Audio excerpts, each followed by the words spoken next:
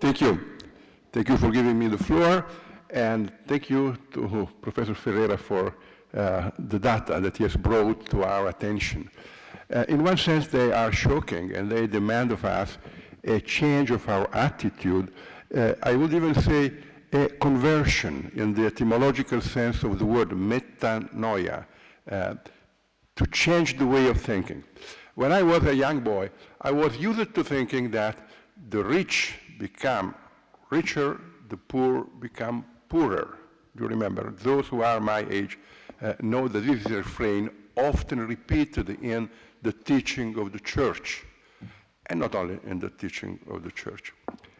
And this went hand in hand with the demand of giving resources for the poor. It would be interesting, I think, Professor Ferreira, to make a comparison between the level of international resources used to aid development and the rate of growth. I have the impression, maybe I am wrong, that it is difficult to set any meaningful correspondence. That is, that to a large extent, the growth of the poor countries is not dependent upon the amount of resources that the rich countries have given to them, have allowed to them. And it could be better put in relation with the opening of markets. It seems to me that a large part of the change takes place after the Marrakech agreements of 1994 and after the establishing of the WTO, the World Trade Organization, to allow the poor countries to enter into open markets was the key to development. When I was a young man, again, I remember we were used to think that in order to have growth, poor countries had to get out of the world market. Do you remember President Mao? Have confidence in your own forces, rely on your own forces.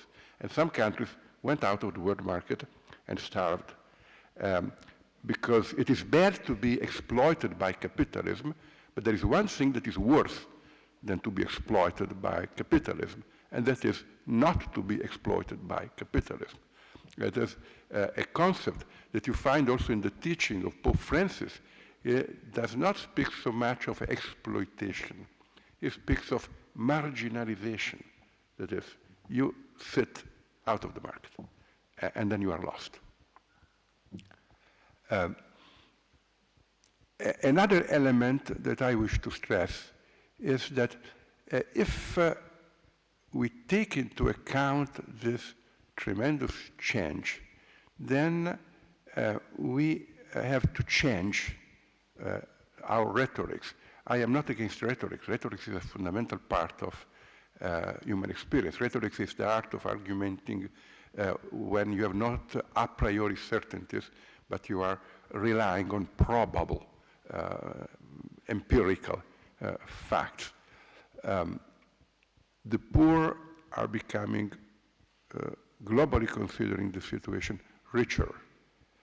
The wealthy are not becoming poorer, but we must make distinctions. The panorama becomes much more complicated. It becomes more complicated because if you look to the rich countries, to Europe and to the United States, you have quite a different perception.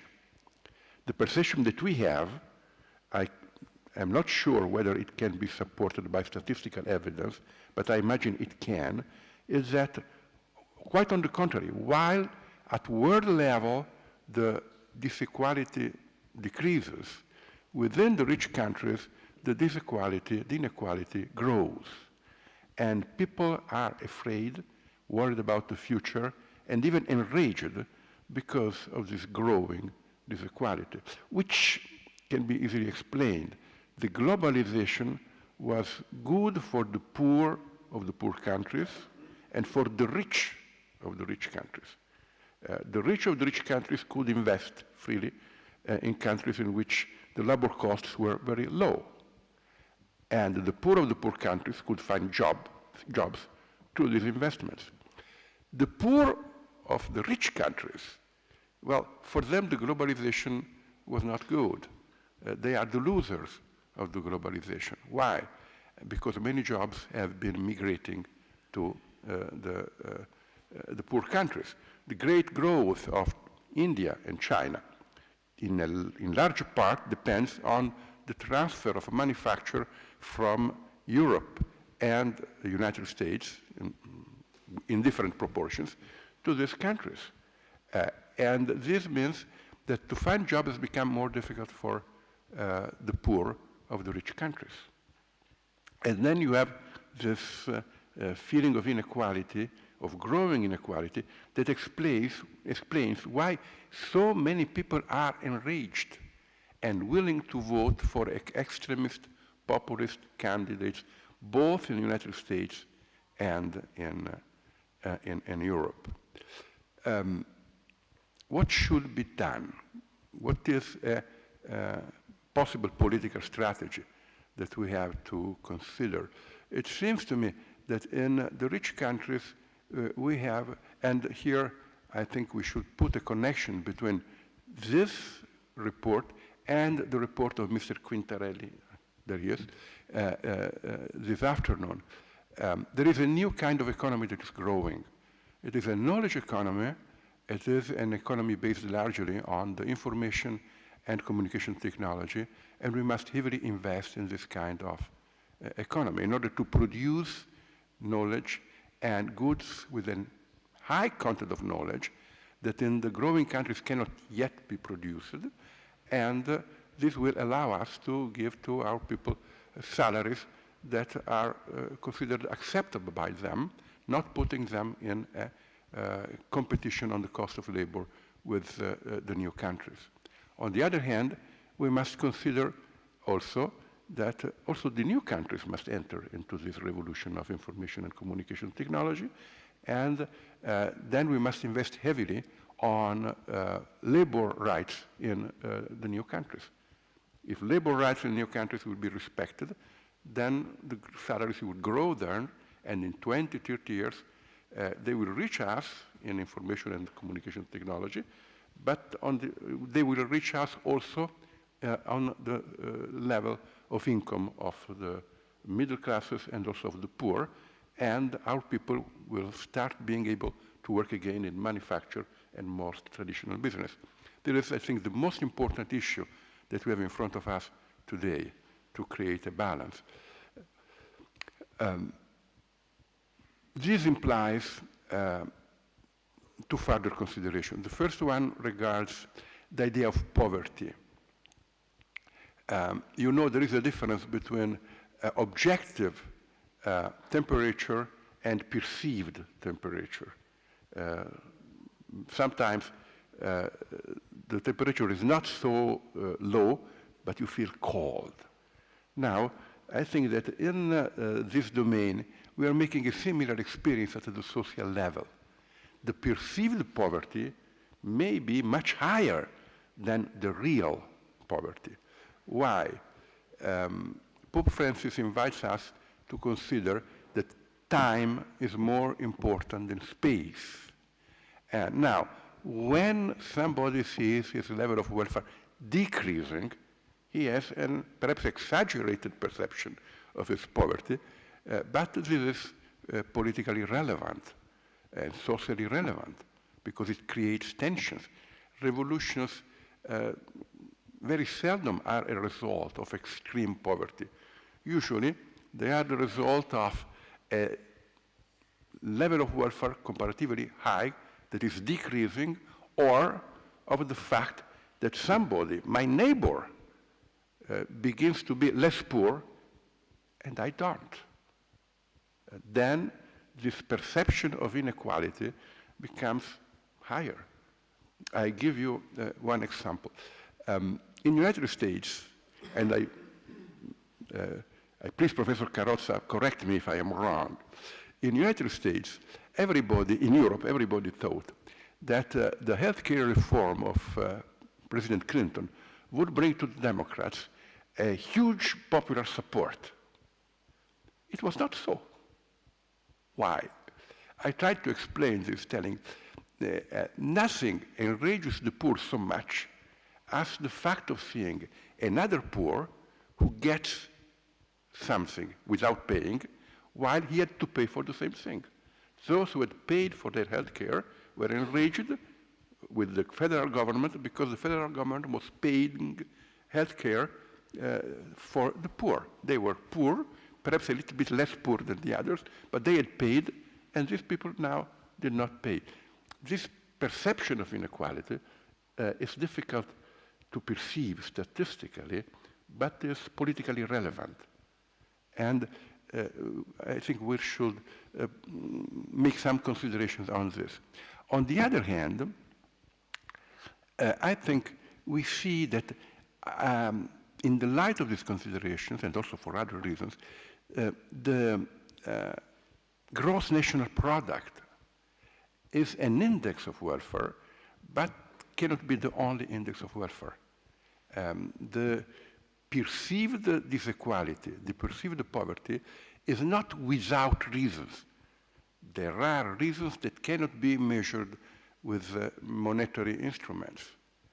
It is an old story. Professor Zamani could lecture us at length on this. If all the services that were produced by women in homes when women were not on the labor market were not considered in the gross national product.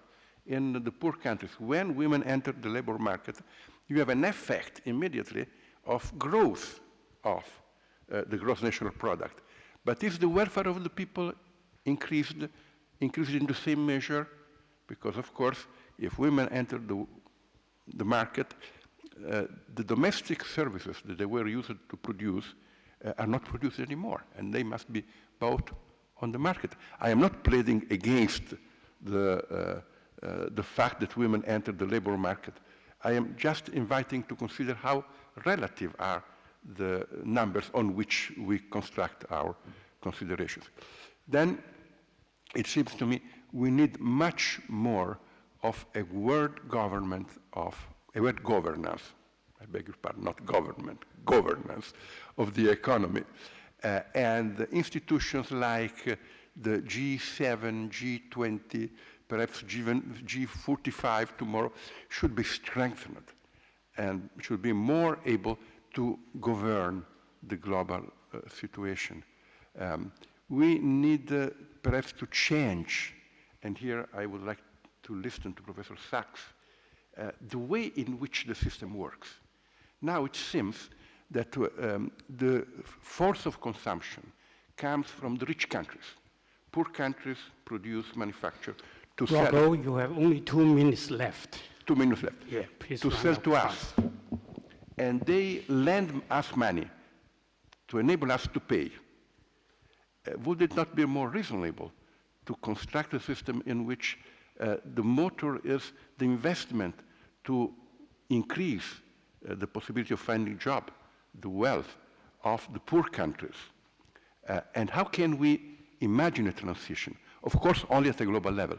Nobody can do that with only national policies. Well, and last but not least, time. What's happening tomorrow? It seems that there is a correlation between having many children and being poor. The children are a large number of the poor. Can we put a connection between birth control and poverty, or the coming out of poverty?